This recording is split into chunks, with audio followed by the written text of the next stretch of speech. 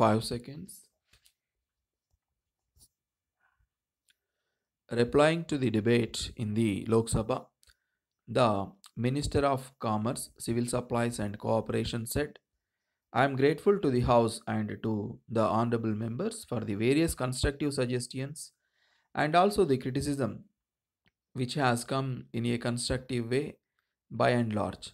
At the outset, I would like to say that the matter being discussed in the House is of great importance in the economy and prosperity of our country. It has been said in the House that the government has no concern whatsoever with the trade deficit as far as exports of this country are concerned. I would like to dispel such notions at the outset and say that this is not correct. Government is very well concerned with the increase in trade deficit and particularly the international situation as has been created because of the steep rise in prices of petroleum and petroleum products and several other products that are so vitally required, including fertilizers by way of inputs for our industry and agriculture.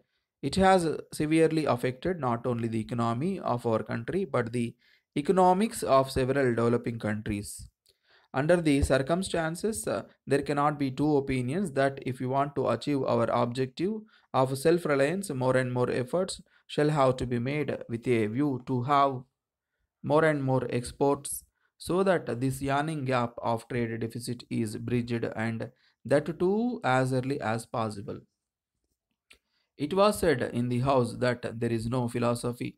I am constrained to listen to that sort of criticism. Within these 2 years, if you refer not only to the reports but also to the various pamphlets and also the stock that we have taken of the performance of our ministry, you will find that I have made it very clear that we believe in not only philosophy but planned growth of our economy, including planned strategy of foreign trade. And it is in this context that we think of the objectives. What are those objectives? How should the whole foreign trade behave? The foreign trade shall have to behave in tune with the national development strategy and of accepted socio-economic objectives by the country. Attainment of self reliance is one of such major objectives. We would like to acquire new science and technology. We would like to transfer this new science and technology with a view to suit the conditions of our country.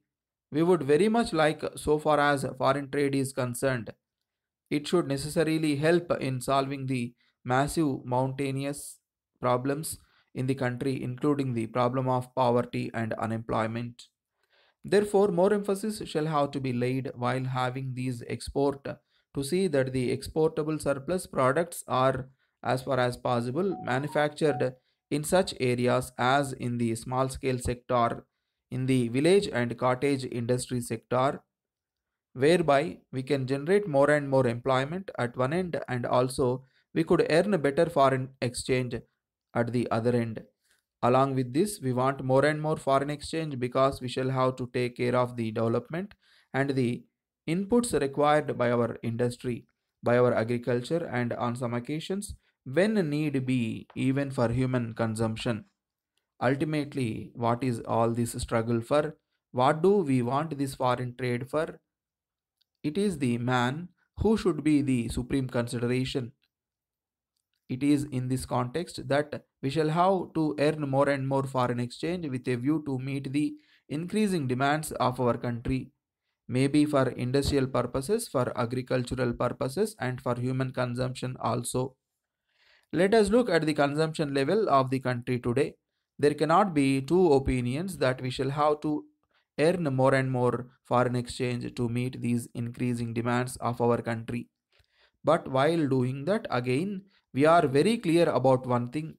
This country, during the past few years, has created its own infrastructure for the industrial and agricultural growth, and all possible protection shall have to be given for our indigenous production, whether in the industrial sector or agricultural sector. So, taking that care, we shall have to allow this new science and technology to come into the country. Ours is not a country where we can invest more and more capital for research and development. While modern countries are developing that fast, when we cannot invest on research and development in the country, if we want to acquire that new science and technology, for that also foreign exchange shall be needed. Besides, how can we forget that if we want to progress, further stabilization of the prices shall have to be ensured. This is an instrument which can be used not only in meeting the demands which indicated just now, but also in stabilizing the price line in the country. It is in this way that this instrument shall have to be utilized. Then I am not going into the philosophy of strikes and other things.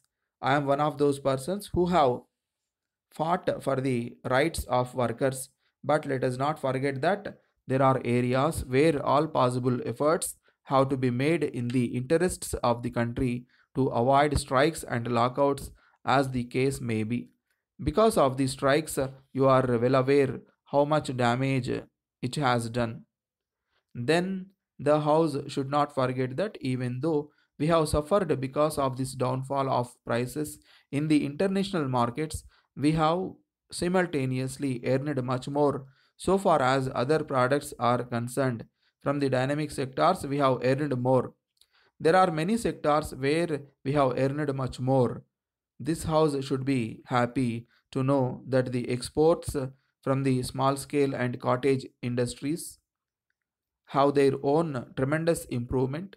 This is the change. It has provided jobs to many thousands of people.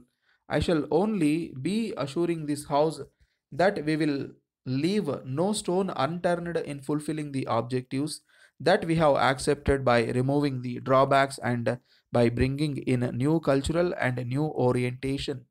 Thank you, sir.